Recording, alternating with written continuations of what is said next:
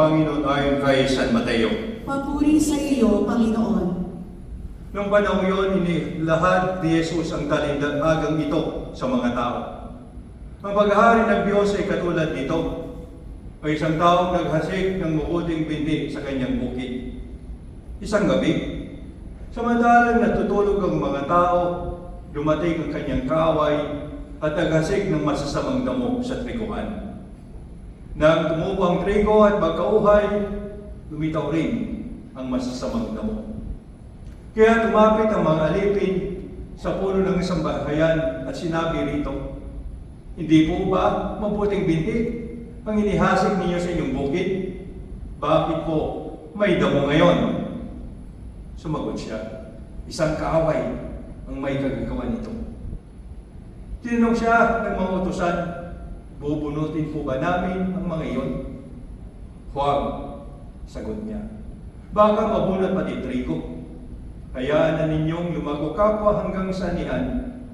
Pag-aani, sasabihin ko sa mga tagapag-ani, tipunin muna ninyong mga damo at yung pagbigkis-bigkisin upang sunugin at ang trigo'y inyong tipunin sa aking kamali."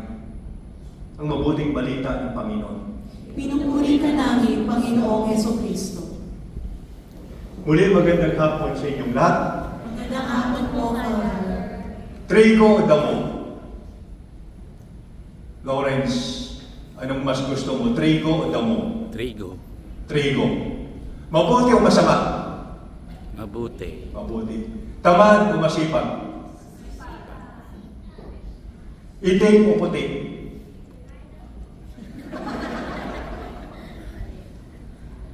Liwanag o dilim? May sakit o malusog? Ang ating Ebanghelyo ngayong araw ay nagsasabi sa atin na sa ating buhay ang kasamaan at ang kabutihan ay laging magkasama. So siguro tatukuyin natin yung ating sariling mga bad manners and wrong conduct.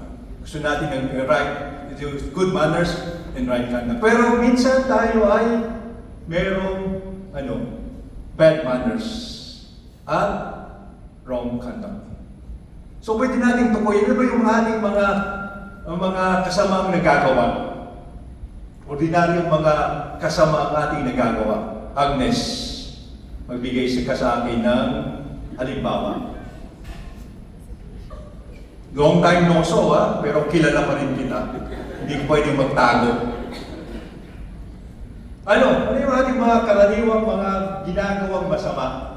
Nangungotong. Ano pa? Chismis, marites. Yun, hilig natin yan, maging marites. Ano pa? Tamad. Ano pa? Laya. Ano pa? Fake news peddlers. Minsan tayo ay mga trolls. Siguro binabayaran tayo. Sino ang mga trolls dito? Brother Lawrence, troll ka ba? Tinutroll mo yata ako. Minsan, tinitingnan mo yata yung Facebook. Pero wala akong mga entries. Pero alam ko, tinotroll mo ako. Sasabihin mo, eto, mga kasamaan sa ating bansa, yung pagnanakaw.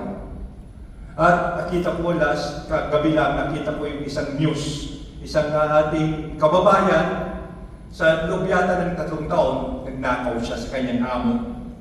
217,000 SGD. At bumili raw ng mga sasakyan at mga bahay. Pero hindi ko alam kung 217,000 SGD ba? Pwede kang bumili ng magagarang sasakyan at bahay? Hindi ko alam. 217,000 SGD. So tayo ay nakikita natin na tayo ay mixture of good and evil, mabuti at masama. Dahil kung minsan nakikita natin yung mga banal at yung mga makasalanan, nakikita natin yun sa ating lipunan, sa ating sarili rin. Hindi tayo laging maitim, hindi tayo laging puti. Ano tayo? Ano ba yung pag pinagsama mo ang itim at puti, anong kulay ang magre-resulta? Gray. Anong gray sa Tagalog? Kulay abo. Di ba?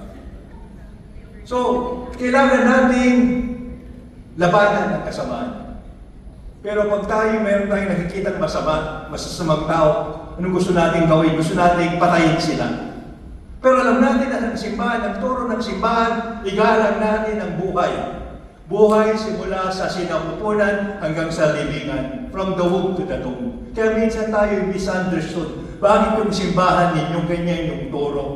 Bakit kailangan na anuhin natin yung masasamang tao? Hayaan natin mabuhay yung masasamang tao. Last week din, merong isang grab driver, motorsiklo. Para nakawin yung motorsiklo, pinatay. So anong gagawin natin doon sa pumatay sa grab driver na yun? Anong gagawin natin? Yung natural reaction natin, patayin din natin sila. Patitinahin natin siya. Dahil walang inosenteng sibilyan, walang ginagawang kasalanan, gustong maghanap buhay, inanakawan at pinapatay. Okay na sana kung nakawan lang, pero patayin pa. Sabihin natin, demonyo yata yun. Animal, di ba? Pero sa ating buhay, ganun yung nangyayari sa ating mga puso. There's a mixture of good and the bad. We are both saint and sinner. Tayo mga banal, ngunit tayo makasalanan. Lagi nating tandaan ito. Na hindi tayo pwede kasi yung ating mga unang magulang, ganun din yung ginawa. Nilabag nila ang utusan ng Diyos. Gusto nilang maging Panginoon. Gusto nilang maging makapangyarihan. Kaya sila ay naging talagang hindi nila sinundan ang kalooban ng Diyos. Sa ating buhay din, ganun na mangyayari. Ang katangian ng ating Diyos Ama, ayon sa ating unang pagbasa, siya ay mahinahon at nagtitimpi. Brother Lawrence, mahinahon ka ba? Mahinahon siya, nagtitimpi siya ngayon kasi nag-live stream. So talagang focus siya sa kanya. Mahinahon. Mahinahon lang. Chillax lang. At nagtitimpi siya. Father, tapusin mo na ang homily mo. Masyado ng haba. Ang ating Diyos ay mawain. Naghihintay siya sa isang makasalanan na bumalik sa Kanya. Kaya ngayong ating salmong tugon na napakaganda. Mabuti ang Diyos. Mabait ang Diyos sa taong nagsisisi. Sana yung taong nagpumatay doon sa ating grab motorcyclist magsisi. Ayaw kong papatayin po kagad siya. Kasi hindi ito yung tinuturo ng simbahan. Pero sa ating buhay, kailangan natin yung lakas. Para yung ating mga kahinaan, kailangan natin yung lakas ng Panginoon. Ito yung sinasabi ng ating ikalawang pagbasa. Na mahihina tayo, kailangan natin ng tulong ng Espiritu Santo upang sa ating pagsasaliksik ng ating kalooban, makita natin kung ano yung tumpak na dapat natin gawin. Ano yung kabutihan. Kaya kailangan ang inahasik natin ay hindi lagim. Kasi minsan, binibiro tayo, mag-ahasik ka na naman ng lagim. Hindi. Dapat bilang mga Kristiyano, ang ating inahasik ay kabutihan. At unti-unti araw-araw, talaga kayo ng isang mabuting one act, one kind gesture, one act of kindness every day. At pag-aanin natin yun, pag-iipon-ipunin natin yun, at magiging banal tayo, mga tao. At magiging pasensyosa tayo sa mga pagkakamali ng ating kapwa-tao. Hindi, we are not, hindi natin, sasabihin, paano kung ganyan ginagawa para kinukonsinti mo ang kasamaan? Hindi. Hindi natin kinukonsinti ang kasamaan. Dinalabanan natin ito. Pinagtatanggol natin ang karapatan ng mga tao. Ngunit, alam natin na sana tularan natin ang pagiging maawain at mahabagin ng ating Diyos Ama. Naghihintay siya. Dahil bawat tao, bawat makasalanang tao ay magkakaroon ng pagkakataong magbago. We are always given the chance to repent, to be a better person. Kasi kaya lahat tayo may mga posibilidad. Hindi tayo parang nakapako na pag masama ka na forever. No. Nandoon yung grasya ng Diyos. Nandoon yung grace of the Lord that can touch hearts, hardened hearts, so that they can really follow the commands of the Lord, that they be God-fearing, that they be concerned about people around them, na maging mabuti sila. So kailangan lagi tayong gumagawa ng kabutihan sa pang-araw-araw nating pamumuhay. Huwag nating kaliligan. At talikuran natin yung mga masama-samang bisyo natin upang maging kalugod-lugod tayo sa harap ng Diyos.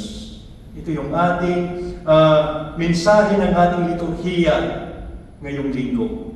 Do good, resist evil. At paglabanan natin yung kasamaan, ngunit gumawa tayo ng mabuti.